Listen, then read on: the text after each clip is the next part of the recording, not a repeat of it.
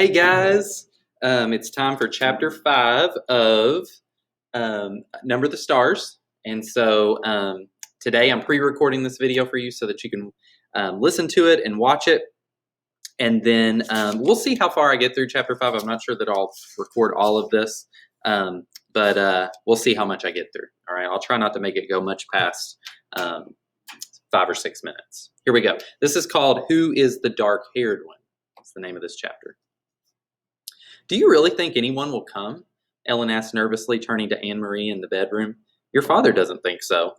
Of course not. They're always threatening stuff. They just like to scare people. Anne-Marie took her nightgown from a hook in the closet. Anyway, if they did, it would give me a chance to practice acting.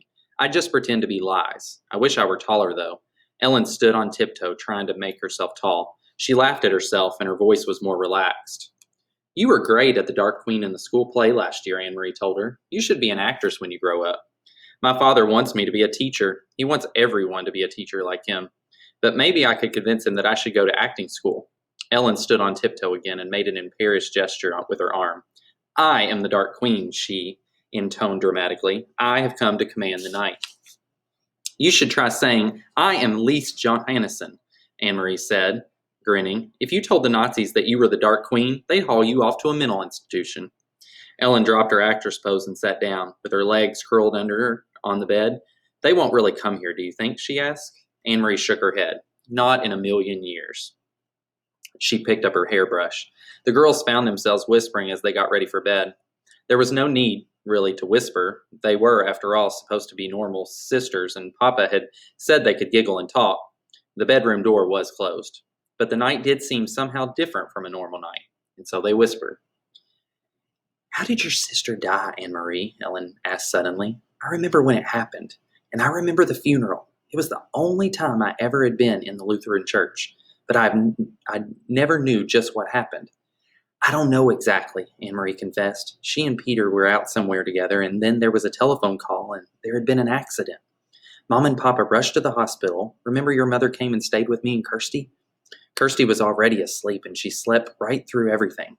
So she was so little then. But I stayed up, and I was with your mother in the living room when my parents came home in the middle of the night, and they told me Lise had died.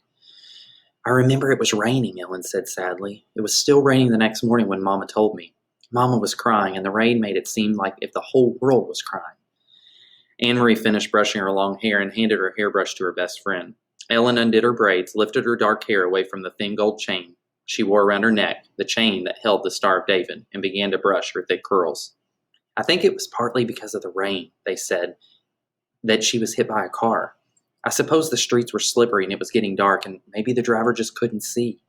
Anne-Marie went on, remembering. Papa looked angry. He made one hand into a fist and kept pounding it into the other hand. I remember the noise of it all. Slam, slam, slam. Together, they got into the wide bed and pulled up the covers. Anne-Marie blew out the candle and drew the dark curtains aside so the open window near the bed let in some air. So that blue trunk in the corner, she said, pointing to the darkness, lots of Lisa's things are in there. Even her wedding dress. Mama and Papa have never looked at those things, not since the day that they packed them away. Ellen sighed.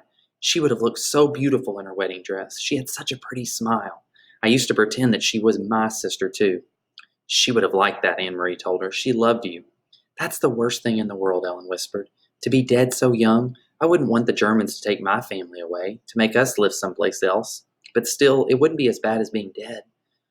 Anne-Marie leaned over and hugged her. They won't take you away, she said. Not your parents either. Papa promised that they were safe, and he always keeps his promises, and you were quite safe here with us. For a while, they continued to murmur in the dark, but the murmurs were interrupted by yawns. Then Ellen's voice stopped. She turned over, and in a minute her breathing was quiet and slow. Anne-Marie stared at the window where the sky was outlined and a tree branch moved slightly in the breeze. Everything seemed fine, very familiar, very comforting. Dangers were no more than odd imaginings, like ghost stories that children made up to frighten one another. Things that couldn't possibly happen. Anne-Marie felt completely safe, here in her own home, with her parents in the next room and her best friend asleep beside her. She yawned contentedly and closed her eyes. It was hours later, but still dark, when she was awakened abruptly by the pounding on the apartment door. All right, guys, I think I'm going to stop there because the next event is a big one in the story. And so it doesn't look like I can finish the chapter in one read aloud session. So we'll see what this big knock on the door is on Friday. Bye, guys. Have a great rest of your day.